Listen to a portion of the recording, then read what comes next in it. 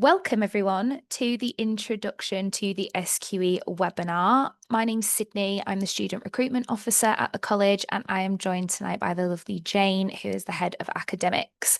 And I'm so glad that she's here because she's a mind of information and she's going to dive into the SQE route in more detail. So I'll start off just by saying a little bit about the college, give you a little bit of background just to reassure you that we do know what we're talking about this evening. And then I'll pass over to Jane, who'll go through the SQE route to qualification, the SQE1 and SQE2 exams. We're also going to touch on qualifying work experience, how to prepare for these exams, although that will be probably the briefest part. And then, as I mentioned before, there'll be the opportunity for Q&A. So, for those of you that aren't aware, the College of Legal Practice is a fully online postgraduate law school. So, we're completely remote. All the courses that we offer are remote, and we specialise in SQE preparation. Now, our parent company is actually the College of Law in Australia, and they are the leading legal education providers over there. So, overall, we do have around 25 years of digital learning expertise. When it comes to our ethos, we're all about accessibility and affordability. So, traditionally, as I'm sure a lot of you are aware, the law is known for being the profession that can have a few barriers. And so we're just trying to do our bit to eliminate some of those barriers by offering courses at an affordable price while still providing personal and targeted support for our students. We try to provide an inclusive learning environment through our learning and teaching. So for those that may need reasonable adjustments, we do try to accommodate those as well, just to make sure that everyone has an equal opportunity to get the most out of their learning. And lastly, all of these things means that we are able to facilitate increased access to the legal profession, which is what we initially set out to do. So that's it from me for now. I'm now going to pass over to Jane, who's going to go through what is the SQE. So over to you. Lovely. Thank you very much. So, hi, I'm Jane Waddle. I'm Head of Curriculum Design and Development here at the College of Legal Practice. My background is, like most of our academic team, I practiced as a solicitor for many years before moving into higher education and focusing on really the postgraduate professional law, which was then the LPC. So I've been at the college for 4 years and have now focused exclusively on SQE. And I'll chat through what it involves, what you need to think about, and also give you the benefit of our experience, what we've found students' experience to be. So as we've already said, our main aim is to increase access and diversity to the profession. And that's reflected in our pricing structure and also being online. We're very aware that a lot of our students work and are doing this alongside working, if not in legal practice, then elsewhere. So just a quick SQE overview. These are central exams that are run by Kaplan, but on the behalf of the Solicitors Regulation Authority, otherwise known as the SRA. So Kaplan run them, but the SRA are ultimately responsible for them. And you must pass these exams in order to be able to enroll as a solicitor. That's one part of the equation, hence this jigsaw puzzle, which I'll talk to in a moment. But you also have to have qualifying work experience, and that replaces what used to be known as a training contract. Now, you'll find some law firms will still talk about a training contract. That's fine, but underneath it is qualifying work experience, and that's what the SRA are looking for when you're seeking to enroll as a solicitor, that you've done enough. QWE is what we call it, and I'll talk about that later. So there's two sets of exams. There's SQE1, which is the legal knowledge, and it's all MCQs, and SQE2 is about the skills that you need as a solicitor, but they need a context. So the context is the legal knowledge you've had in SQE1, but the focus is the skills in SQE2. So this little jigsaw puzzle that we've got here on the right-hand side is taken, it's the SRA's one, but I think it really explains what you need, that you need that whole picture, all the pieces in order to be able to enroll as a solicitor. Now, the ones in blue are fairly standard, and there's not much change there. You need a degree. It doesn't have to be a law degree, but our experience tells us that you do need to have the foundation, a knowledge of the foundation subjects, and therefore doing a GDL is advisable if you don't have a legal background. But just headline there, you need an undergraduate degree or the equivalent. And then the other blue one is about meeting suitability requirements, and that's at the very end when you enroll with a solicitor, as a solicitor with the SRA. You have to confirm that disclose any offences and that you're of good character. So the ones we're really interested in here, and for the purposes of this webinar, are the green one, which is being able to pass SQE 1 and SQE 2, and the purple one, which is qualifying work experience. Now, the fundamental difference between SQE and the old system under the LPC is that you can mix up those two elements.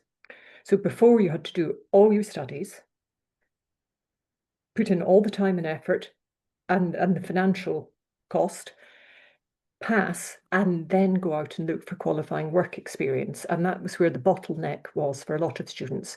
Now you can do it, you can mix and match. So you could actually do your qualifying work experience first and then go on and sit SQE. And a lot of paralegals are doing that. The alternative is you could do a mix and match, where you could be studying part-time and working in a law firm and collecting your work experience that way. Or you could do it the old-fashioned way, if you like, where you do all your SQE exams first and then do your qualifying work experience. There's real flexibility in the system that wasn't there before. What's the standard of all of this? It's day one solicitor, which is very different from the old system, which was day one trainee. So actually, under SQE, students are now having to accelerate their knowledge over 2 years. So rather than day one trainee, it's day one solicitor.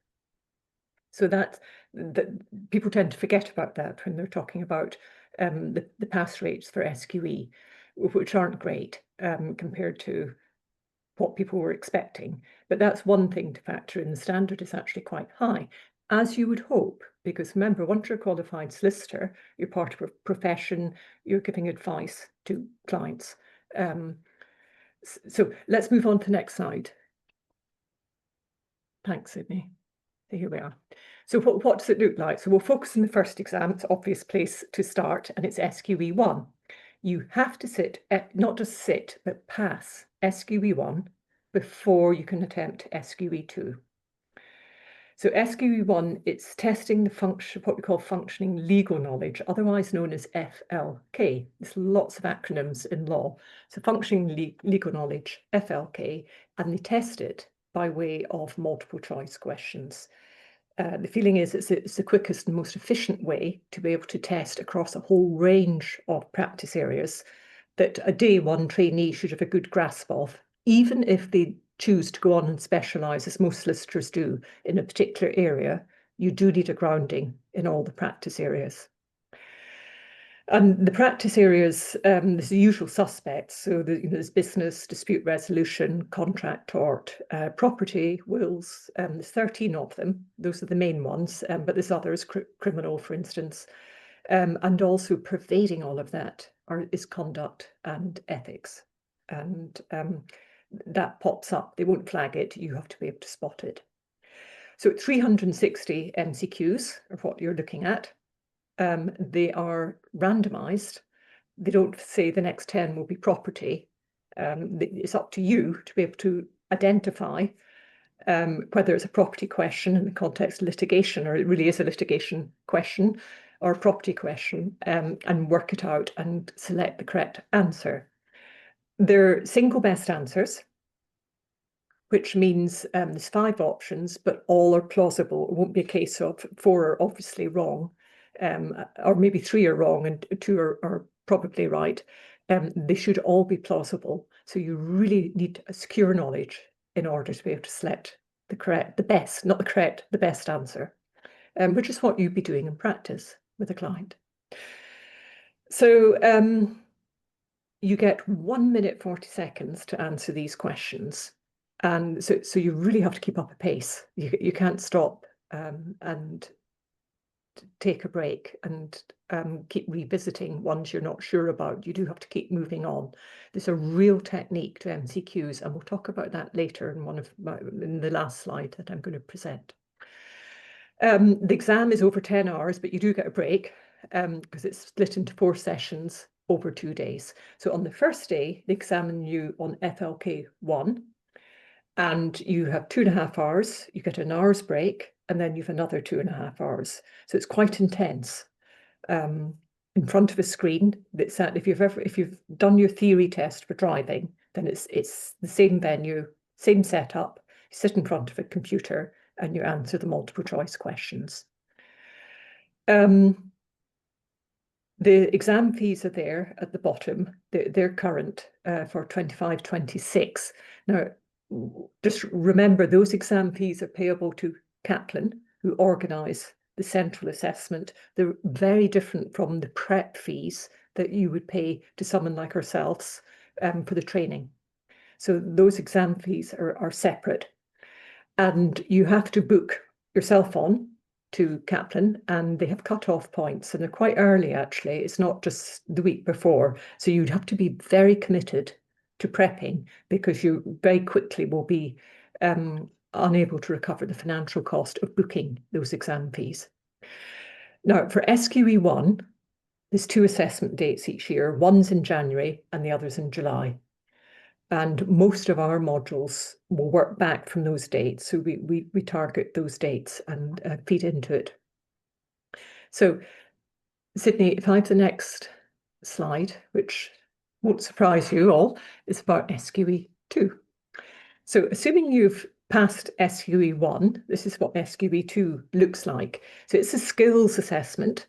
And I'll start in the right-hand column here and just go over the skills that you are trying to acquire, polish, and then be ready to be assessed on. So the first one's advocacy, which you would expect. I think it's self-explanatory. It's about being able to stand up in court and do a good job for your client. Then next is case and matter analysis, which is being able to analyse a problem and draw out all the issues that need addressed, and to do it in a way that's concise and precise and professional. And in doing so, you need to be able to spot any conduct issues. I mean, it could be there's a conflict of interest hidden in the facts. Then we've got client interview, and it's the second of the 2 oral assessments. The first one's advocacy, which is an oral assessment, and the second one is client interviewing, where you actually interview someone. And there's a technique to interviewing in being able to ask the right questions and ask and follow up questions and collect all the information you need, and also not letting the client leave the room with the wrong advice or the wrong expectations. You're actually better to say you'll consult and get back to them than to let them have wrong advice just in order to fill in a gap in the meeting. Then after that, you have to write an attendance note. So you have to write up what you've seen and do a bit of legal analysis. And then there's legal drafting, which I think is fairly self-explanatory. It might be legal drafting board minutes, for instance, or maybe drafting a lease. And there's real technique to drafting, making it very clear, precise, using the right terminology, and being able to glean the facts from the scenario you're given, so that the document you've got actually works and there's no repetition. So that's practice, needs a lot of practice. Legal research, again, just what the name says. The advantage of doing it in exam conditions that the Kaplan and the SRA impose upon you means you don't have access to open sources. So that means your research is actually quite sanitized. They give you the materials, so you're not having to go way off and find them all. Some will be red herrings, but they give you them. So it is slightly different to the research you might have envisaged. Then we've got legal writing, and that's all about being able to communicate to the client, write a letter well that does the job, and does it in a way that's measured and is appropriate for whoever you're writing to, whether it's a commercial client or it might just be a private individual, so which would possibly, depending on the context, require a different tone.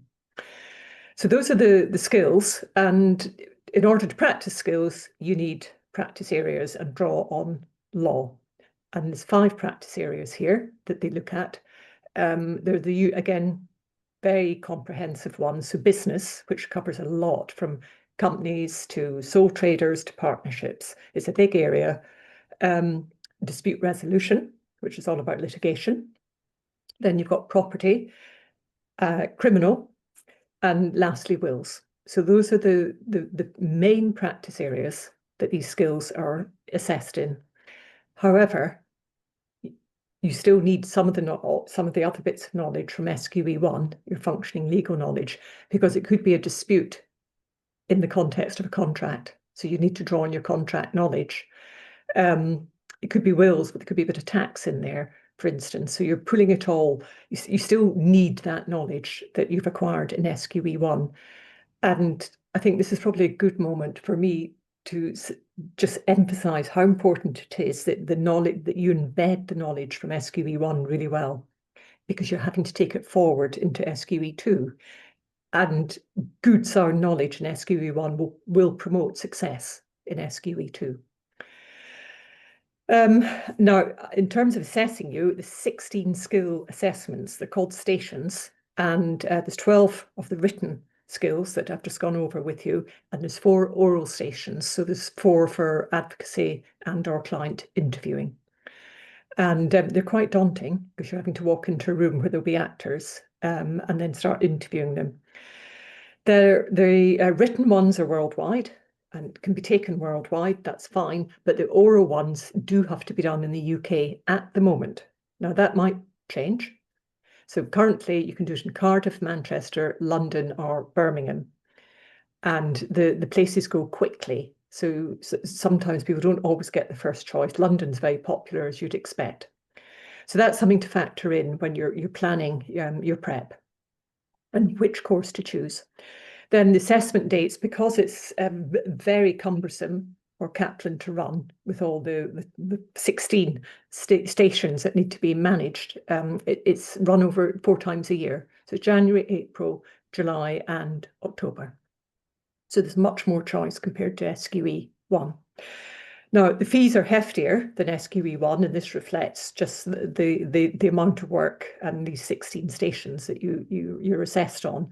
So the fees for 25, 26 are there. And again, a reminder, that's the fee payment to Kaplan. It's not the payment to your training provider. They're quite distinct. Great. Sydney, I've not been tracking the chat. Is there anything I need to pick up at the moment or could address? I haven't got. Oh, let me have it. I can click on it and just see. Right, no, there's nothing legal there, so I'll just leave it. That's fine. Okay, we'll come back to that. Yep. Good. So, qualifying work experience. What does this look like? So it's if you go on the SRE website, they'll set it out. But what they're looking for with work experience, one, it has to be over 24 months, but it doesn't have to be all consecutive months. It can be in up to 4 different organizations.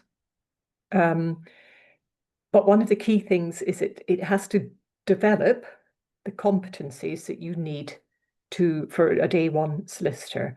So it's not assessing you. The people who sign off your work experience they're not assessing you and saying they are competent. What they're saying is they have been exposed to the following work, which has helped or could have developed the competencies. So it's very much hands-on work. You don't need to be exposed to all the requirements, all the competencies. It's just some of them. You can undertake it anywhere in the world. Now, my only caveat with that is that you do need someone to be able to sign off your qualifying work experience. So you really need to be in an organisation where there's somebody who's capable of signing it off. And that obviously decreases the further you get away from England and Wales. So you need to plan that one out quite carefully. Is there someone who can sign this off? Other thing to think about is you need to keep a record of the work you're doing, particularly if you're moving between organisations. And have a look on the SRE's website. They have a template that you can use to record everything you do. And it needs that last bullet point. It does need to be confirmed by solicitor or compliance officer. So, you do really need to set all of that up beforehand to make sure you're not wasting your time doing work that can't be signed off. So it's more flexible than the training contract. And you can do it alongside SQE. And for me, that's the most fundamental difference. And there is an argument that by doing qualifying work experience, you are learning those skills that you're then going to use and have assessed in SQE 2. So there is an argument that doing them alongside each other does help and promote success. And voluntary work can count as well. So pro bono clinics in universities can sign off work. My only reservation there, that your reservation should be, just make sure it's sufficient work. Otherwise, you could end up going to more than 4 different organisations if you're picking up lots of bitty bits. But it does count. Lovely. Next slide.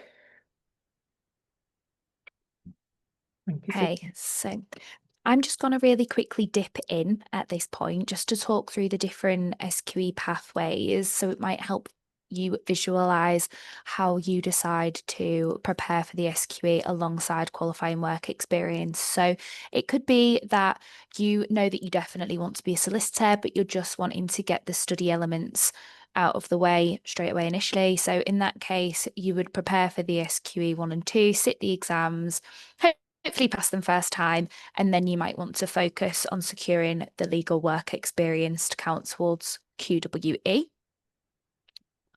Another one, and most common one, if I'm honest, with our students, is that people need to work while studying. Obviously, we've all got bills to pay, unfortunately. So they will try and secure the legal working role, usually work on a full-time or a part-time basis, and then they will work alongside their studies, whether that's part-time SQE preparation courses or the LLM.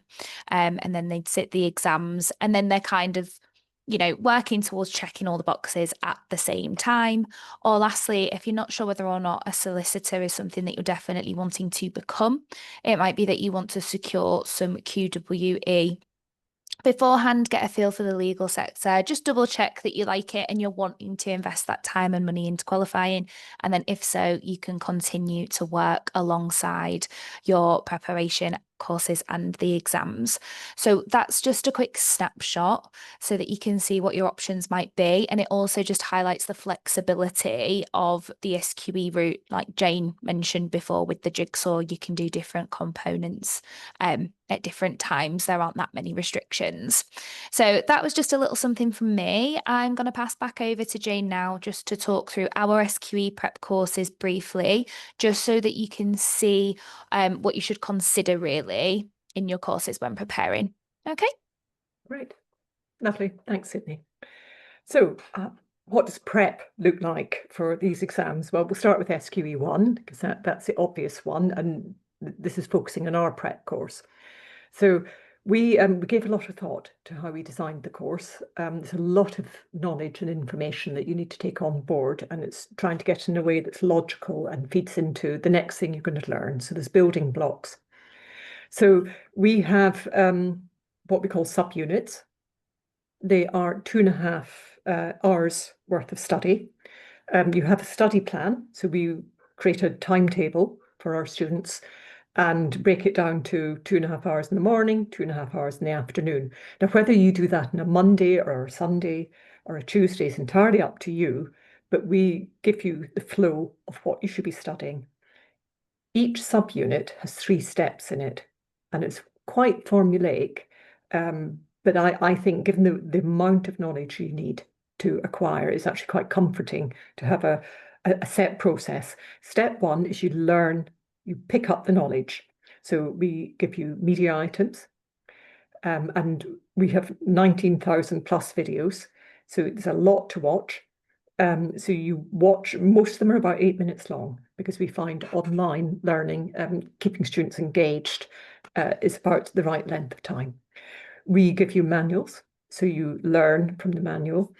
when we ran a pilot, what we did discover is students really like a hard copy manual. So we give you a hard copy manual, which you can write on and annotate, but you also get an online version. So you can take it around with you. You can open it up on any device. So you could sit in the bus and be looking at it and just doing a bit of reading before you carry on with whatever you're doing that day.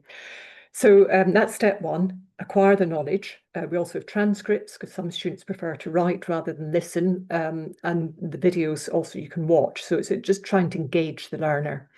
Then step two is all about practicing and embedding your knowledge. And with flashcards, so you can flip them around, test whether you get it right or not. For me, the key thing is if you don't get it right, is being told where to go back and read up in the manual. So all our feedback will say go back to chapter 7.1.1 for this point, depending on which answer you selected that was wrong. So that's key. And we also have drag and drop activities just to sort of keep you on your toes, practice your knowledge. And then at the end of every subunit, remember this is 2.5 hours long, step three, last one, 10 MCQs. And that just starts you getting used to handling the knowledge in the context of MCQs and what the questions might look like. And there's a real skill in MCQs and answering them correctly. So we don't just leave you on your own. You get support from supervisors. They're tutors. We call them supervisors just to match what you encounter in practice. And you have 32 seminars on the SQE1 prep course, where they pull out the difficult areas in what you've been reading that week, and they'll go over the tricky bits. So they don't repeat the manual, but they'll pull out 4 or 5 points that they think students need to understand a bit more, and also quite often they're points that are very accessible. So that's where the experience of our supervisors comes into play. We also have course information sessions, and they're a little bit more holistic, and they occur once a week in the full-time course. And they just tell you where you should be in your studies, think about booking on to SQE1 through Kaplan and how to go about it. So all that sort of backup information that you need. So we're very conscious of you going for these external exams and what you need in order to pass them. We also allocate your personal supervisor, and you will meet them about 10 times in the full-time course. So pretty much every week. Half of those meetings are in small groups where you meet your other students who share the same supervisor, and half of them are one-to-ones. And because we're online, we've got great analytics through our online learning portal, Canvas.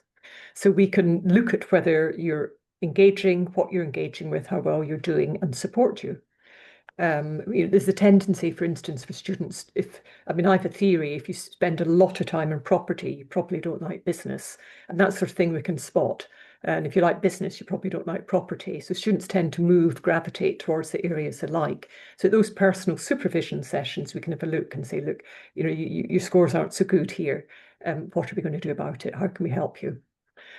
Round about week 7, week 8 on the full-time course, or the equivalent on the part-time course, the way you're performing on our frequent tests, because we start introducing and ramping up the number of MCQs you're looking at or practicing. Your scores on those tests are a very clear indicator of how well you're going to do on SQE1. We've been tracking the data, we've been getting feedback, and while no individual's a single statistic, a group statistic, overall, as a cohort, everyone who hits about 60% or more is likely to pass SQE1. So we hold assessment ready reviews round about week 8, week 9, and have a discussion with you about whether you're ready to take the next sit for SQE1 or whether you should think about postponing it. Now, you've only 3 opportunities, 3 lives when it comes to SQE1. So you don't want to use up a life if you're not ready. So those assessment ready reviews are absolutely key. Then also practice makes perfect. And for what's become clear is it's not the mark a student gets with the first progress test, it's the mark they get at their last attempt that matters. So that tells me practice makes perfect. Repetition of MCQs leads to success. So we have 2,500 MCQs, which is a lot because that's each one is 5 options. So, we're looking at a lot. We're looking at about 12,000 options there.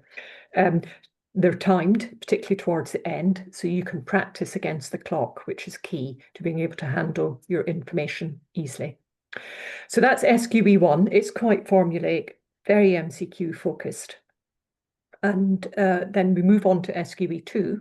So you can prep for SQE2, even if you haven't passed SQE1. But what you can't do is go on and sit central exams. You have to pass SQE1 before you can sit them. It's nothing to stop you prepping in advance. So our solicitors' legal skills module, slightly more complex, as you'd expect. There's 1,000+ activities. We call them builds, where you do a lot of reading, you look at exemplars, what does a good letter look like for legal writing. Then you have practices, then you mark it yourself because there's real learning in self-marking. And then it culminates in you having submitting a piece of work to us. In each skill, you will submit 16 pieces of work. And that's practice and feedback, where we look at it and then give generic feedback and hold a meeting, a small group meeting, where you can come up, attend and hear what the common errors were.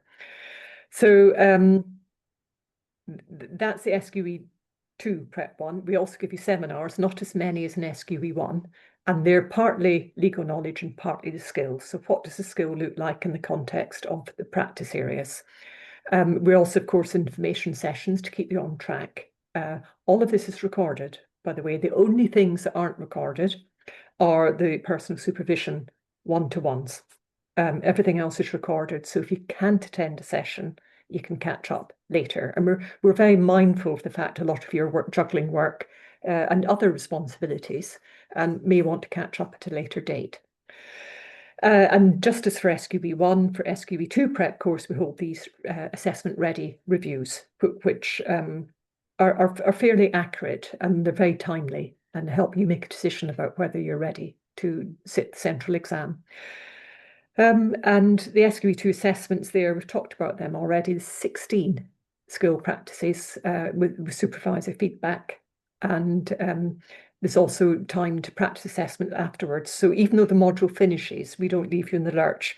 We give you stuff that you can be practicing while you're revising for the central exams. That's great. Thank Good. you. We've had quite a few questions in. So I have responded to some of them in the chat directly. Okay. But there's understandably there's been a couple of questions in regards to the most recent SQE1 pass rates. And understandably there is some concern there. Before I hand over to Jane, to sort of give her answer, what I will just highlight is that the pass rate, even though it is low, there isn't a breakdown saying how many people that failed, whether or not they had a qualifying law degree, whether or not they did a conversion course if they came from a non-law background.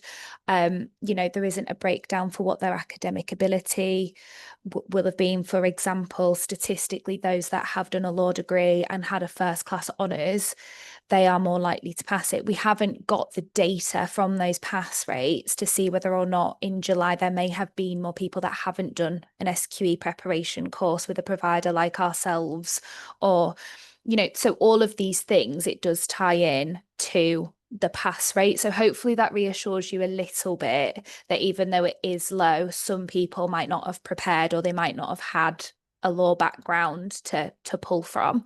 Jane, have you got anything to add to that at all? Yeah, completely. Yeah, yes, the pass rates are woefully low, and I'm not surprised students are slightly put off. One theory for the recent pass rates, which are extremely low, is it's the July sit, and there was a lot of students who possibly had failed in January who are resitting, and we know the stats are you're more likely to fail if you're a resitter than a first timer. So if it's just first timers, the stats would probably have been a bit higher, not necessarily a whole lot higher. The SRA are looking at it. I think one of the questions was, do you need a prep course? I'd say absolutely. I Yeah. cannot imagine trying to do this on your own. You Yeah. wouldn't know where to start. And just having the focus. One of the things we notice students struggle with actually is motivation. And I'm not surprised when it's very demotivating, those pass rates. The other way to look at it is 41% did pass, and are probably heading towards qualifying as a solicitor, in the next year or so.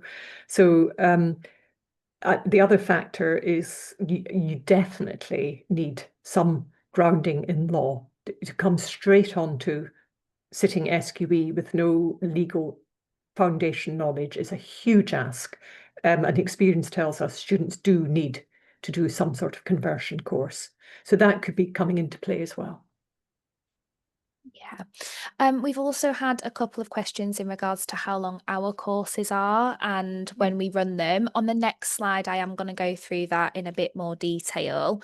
Also, I've noticed quite a few other people have joined. So just to reassure you, all of this is being recorded. And I'm going to send an email tomorrow with the slides and the recording so that you can have that for reference and you can always go through all the information because obviously we are providing a lot today. Another question that we had, Jane, is Mhm. do people have any exemption to any of the exams? I'm going to give you a very lawyerly answer. It depends. So yes, there are exemptions, but have a look on the SRA website. It's more likely to be if you're already qualified abroad, Mhm. or if you've sat the LPC and passed, then there's exemptions. But have a look on the SRA website and you'll find if any of them apply for you. But if you're a standard undergrad student who hasn't been practicing, doesn't working abroad, then the answer is probably no. Yeah, you've got all the exams to look forward to in that case. But And just Sydney, I would say learning can be fun. And we've tried to make it more interesting with our prep courses and the way I mean, they are designed from scratch to be engaging. And yeah, it's knowledge you'll be taking forward. It's not knowledge you just learn and dump. yeah, It's setting you're turning yourself into an asset. You're setting yourself up for a career in law. So that's the way to approach it. And you don't yeah. 100% to pass. Yeah. And we do get feedback as well that our courses are engaging. It isn't just a case of reading a lot of materials and just trying to absorb it. There are different activities. And what I'll do is I'll provide a link in the email that I send tomorrow. I'll provide a link to our program and course demos so that you can have a look at how it's set out for anyone that might be considering pursuing a course with us.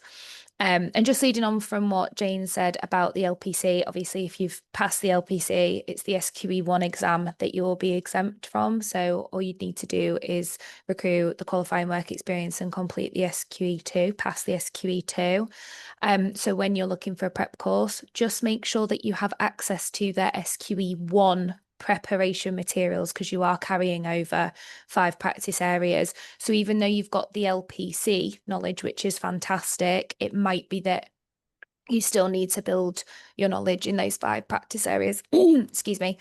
In Sydney, order, could I just jump in there to just remember LPC was day one trainee, whereas SQE2 is day one newly qualified. So there's actually a huge jump up in knowledge here between LPC legal knowledge and SQE2 legal knowledge that you need. So my advice, anyone who's been in the LPC, particularly if they haven't studied for a while, is maybe try and get your hands on materials early so you can do a bit of legal knowledge prep and consider a part-time course, not a full-time one, to give yourself the best chance to get that legal knowledge up to speed.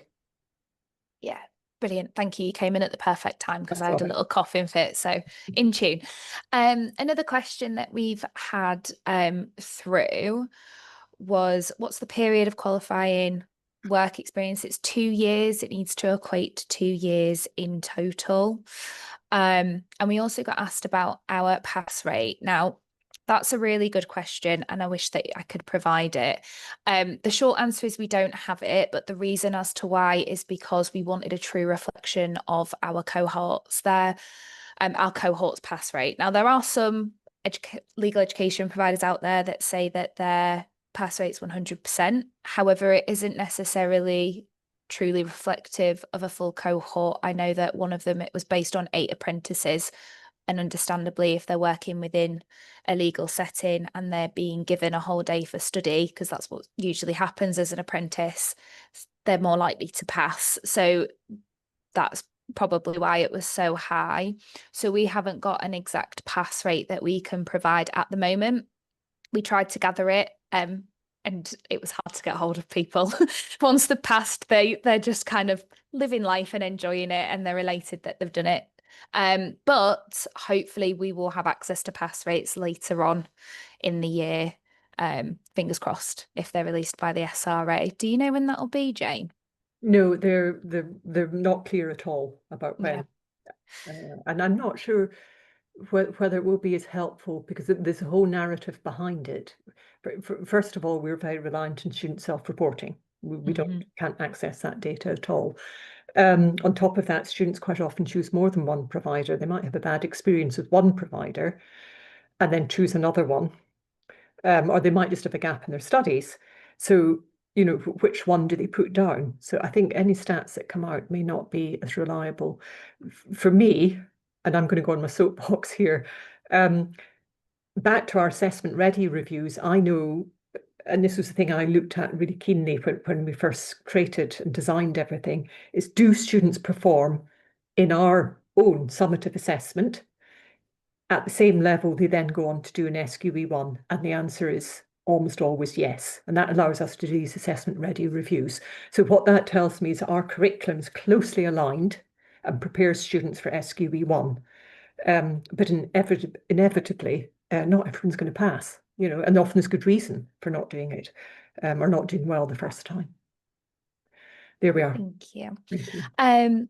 So before we move on to the next slide, just because it's relative to what you've just talked through, Jane, we've been asked, how are you able to effectively coach candidates for the SQE2 remotely, given that there's a face-to-face assessment involved? We do it surprisingly well, because you can, the same way I'm talking to you this now, we can conduct client interviews online very effectively and help students practice, and the same with advocacy. So it's not quite the same as being in the same room, but it's very effective. And it seems to work well. Yeah, we get a lot of positive feedback, Yeah. especially about those things. We do just manage expectations that even though they do a mock oral assessment as part of the SQE2, the moment you're logging onto Zoom, that's it. You're in it. But they do take place between 9 a.m. and 5 p.m. Monday to Friday, but you will know in advance so that you can book any leave, because we can't reschedule those mock oral assessments for students, because it's one of the ways that we keep our course fees so affordable for people. So that is just something to be aware of. Now, speaking of courses, we're just going to put a pause on the questions really quickly, and I'm going to talk through the courses. I know we've had a couple of questions and you've been patiently waiting, so thank you. Now, the graduate diploma in law, if you're coming from a non-law background, that is the conversion course that we offer, and we run it twice a year. So we offer full-time and part-time courses for all of the programs that we offer. And if you want the exact start dates, we also provide application deadlines on our course calendar. So you'll have the start dates, application deadlines, and for the SQE preparation courses, we also have the SQE sit-ins. I will add a link to the course calendar in the follow-up email tomorrow, just based on how many questions we've had, and for those that are interested in studying with us. But a really quick snapshot at this is, as Jane said previously, we start our courses in line with when you sit the SQE exams. So using the SQE1 prep as an example, the full-time course that runs for 13 weeks, it starts in March next year. It prepares you to sit in July of next year. The 20-week part-time course that starts in February next year, that prepares you to sit in July of next year. The 40-week course that starts in March next year, that will prepare you to sit in January 2027. So all of our courses they run in line with the actual exam dates. And as Jane mentioned before, the SQE2, it runs 4 times a year. So that's why the start dates, we've just popped multiple on that one, because otherwise it had been a very long line of different start dates. So that's a quick snapshot at what we offer, and the fees are if you were starting this year or next year. We try not to increase them, but sometimes we do have to in line with inflation. But they are set for any start dates, either this year or next year. So I think that covers the course questions, but if not, then we will answer them in a moment. But depending on which study option you choose, if you do decide to study with us, please base the course you choose, the study option you choose, on how many hours you realistically have to dedicate to study. I cannot stress this enough. Don't base it on how quickly or how early you want to sit the SQE. If you're not in a position where you can easily dedicate 15 to 20 hours of study to prepare for the SQE1, don't go for the 20 weeks, go for the 40-week course, because that is going to set you up for success. Okay. I am just going to do a special mention for our LLM, just because obviously qualifying via the SQE route, it is timely and it is expensive. Even though we are trying our best to keep our courses as affordable as possible, it is still a lot of money, and we do recognise that.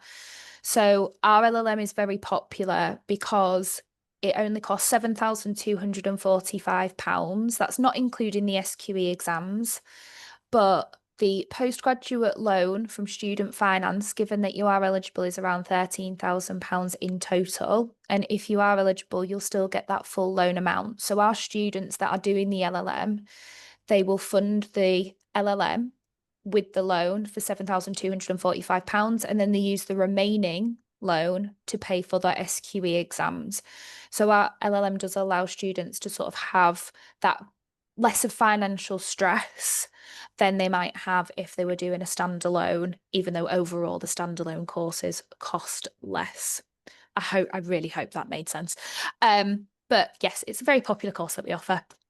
Okay, so now we're going to go back to answering some of your questions. If you have any, we've got 10 minutes, so we'll move on to that. But really quickly, before I stop sharing my screen, if you want to book in for a one-to-one chat, scan that QR code and book one in, and you can subscribe to our newsletter there. If some of you would prefer to just send us an email where we can provide relevant links specific to your query, send us an email or give us a call as and when you can on the number shown on screen.